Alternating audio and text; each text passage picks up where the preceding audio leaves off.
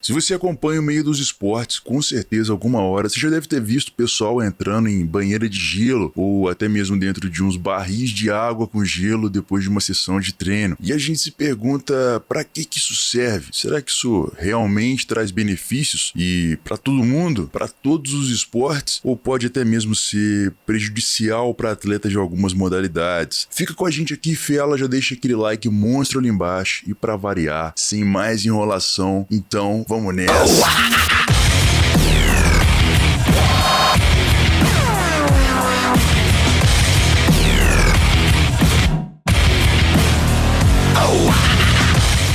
E aí, felas, se você ainda não me conhece, eu sou o Lucas Carvalho, e se você já é old school aqui do canal, estamos aqui hoje trazendo um assunto um pouquinho polêmico, um pouco controverso, que é a imersão em água gelada, ou a famosa banheira de gelo. E antes da gente começar aqui, vocês já sabem, já puxa logo aquela vinheta clássica. Momento jabá absurdo.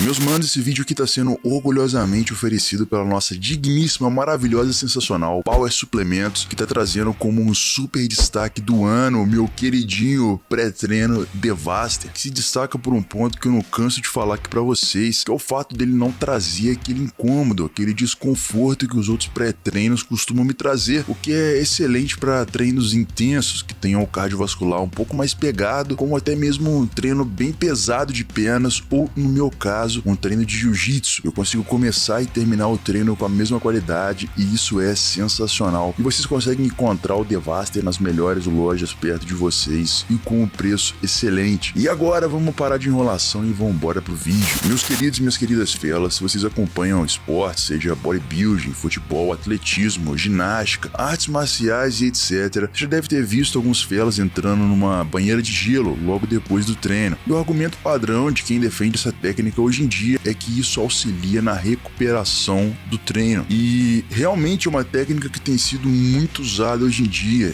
em vários esportes inclusive. Mas será que ajuda mesmo? E eu selecionei alguns artigos bem interessantes pra gente aqui, alguns até mesmo bem atualizados, de 2019 sobre o tema. E os resultados foram tão interessantes que eu precisei vir aqui e transformar isso em vídeo pra vocês. E o primeiro deles, meus manos, é uma revisão de Mohamed Issa, que sugeriu uma série de mecanismos que podem explicar mais ou menos como é que essa técnica funciona, com os mecanismos de ação aguda, que sugerem o que acontece até uma hora depois do treino, e de mecanismos um pouco mais cronificados, que vão de 2 horas até uma semana após o treino. E entre os mecanismos agudos de levar aquele gelo na lomba que ele colocou lá, a gente pode citar aqui desde a constrição dos pequenos vasos da superfície da pele, o fechamento deles, o que tornaria um volume maior de sangue disponível para os músculos, passando por um aumento na pressão venosa central, que poderia trazer uma retirada melhor daqueles metabólitos dos músculos, que seriam resultados dos treinos, lavar melhor os músculos, até mesmo uma reativação mais rápida do sistema nervoso parasimpático, que seria como uma espécie de sistema de freios do nosso corpo, até um maior fluxo sanguíneo cerebral, que poderia diminuir a fadiga do sistema nervoso, entre outros mecanismos. E já falando dos mecanismos mais a longo prazo, a gente pode citar aqui uma melhora da função do sistema nervoso autônomo, que seria de forma bem grosseira como se fosse deixar o seu corpo mais inteligente nas adaptações a mudanças, como por exemplo até mesmo a forma que ele vai variar os batimentos quando você começar um exercício, passando pela melhora na síntese de glicogênio e na redução dos processos inflamatórios que vêm lá dos danos musculares causados pelo exercício. E para quem quiser dar um confere um pouco melhor no esquema desses mecanismos envolvidos, eu vou deixar aqui na tela agora, é só pausar o vídeo, dar aquele print safado aqui e conferir depois com calma. E lembrando, meus manos, que todos os artigos que forem citados aqui vão estar na descrição do vídeo. Porra, mano, não tô entendendo nada. Eu só quero ficar galdão. O que você vai servir pra mim, mano? Meus queridos felas, de fato pode parecer um pouco confuso quando a gente fala assim de mecanismos, e pra quem é assim como eu, que gosta de evidências. E nessa loucura de dizer que não te quero,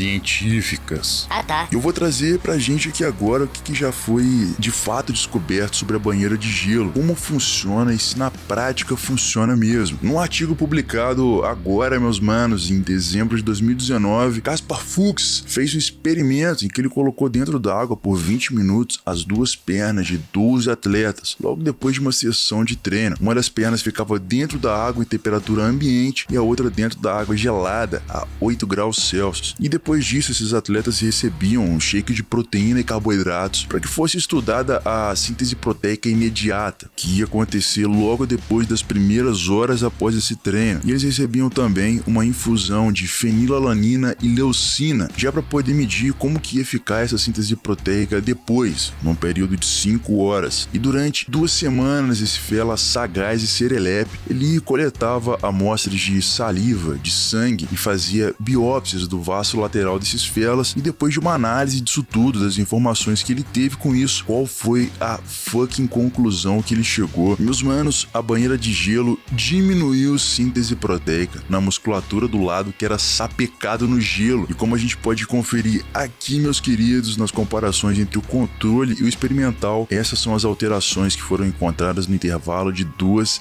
e até 5 horas. E essas aqui, as que foram encontradas no intervalo total do experimento, de 2 semanas.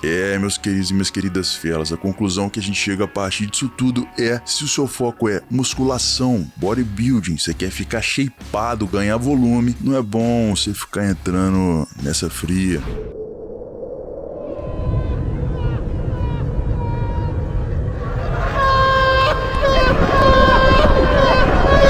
Mas, zoeiras à parte, apesar dessa informação braba, a gente tem um complemento experimental que vai tornar essa técnica, vamos dizer que, muito interessante para outros esportes, principalmente para esportes que exigem que a gente controle um pouco mais o peso corporal. Já em um outro estudo que foi conduzido por Jackson Fife, em que foram analisados 16 homens adultos que faziam treinamento de musculação 3 vezes na semana por 7 semanas, que metade deles era chuchada na água gelada depois do treino e a outra metade fazia uma recuperação passiva. Foi mais uma vez mostrado que o crescimento das fibras musculares é diminuído com a técnica da banheira de gelo, porém, meus caros, ela não atrapalha o desenvolvimento de força. Então, para esportes que vão exigir uma quantidade grande de força muscular, de esforço, porém que se beneficiam com menor peso corporal ou um peso mais equilibrado, é uma técnica realmente bem válida. Os felas do esporte como LPO, weightlifting, powerlifting, ginástica olímpica, artes marciais, atletismo podem ter um benefício interessante com o uso dessa imersão em água gelada. Eu acho que é daí que vem o segredo dos russos mesmo. Os caras ficam correndo de urso, depois tira a camisa no frio. Acho que os caras que conseguem ficar grande já estão tão fortes que viram esses monstros aí.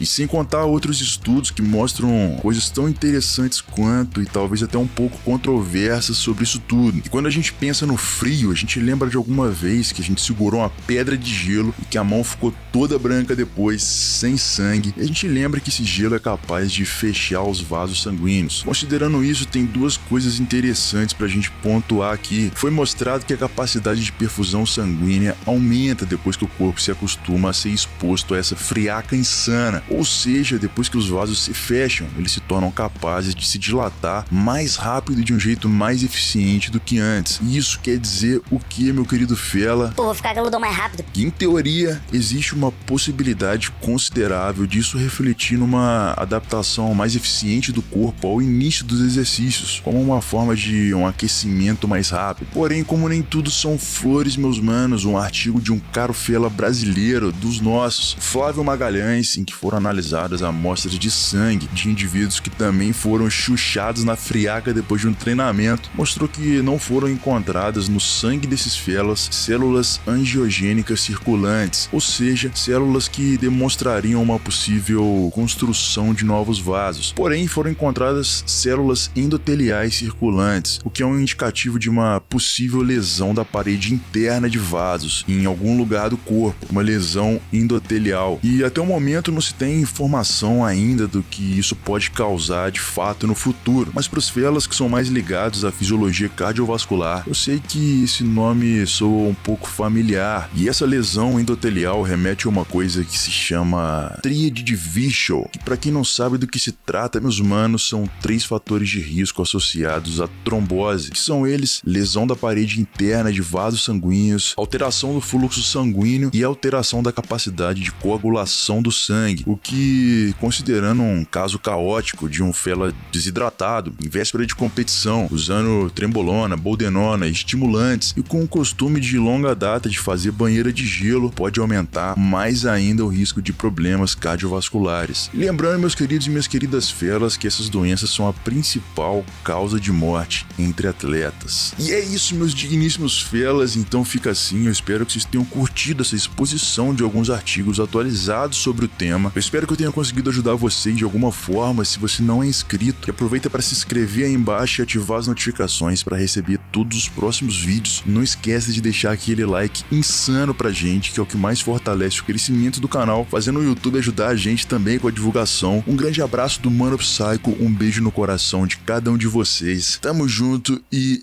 vamos nessa!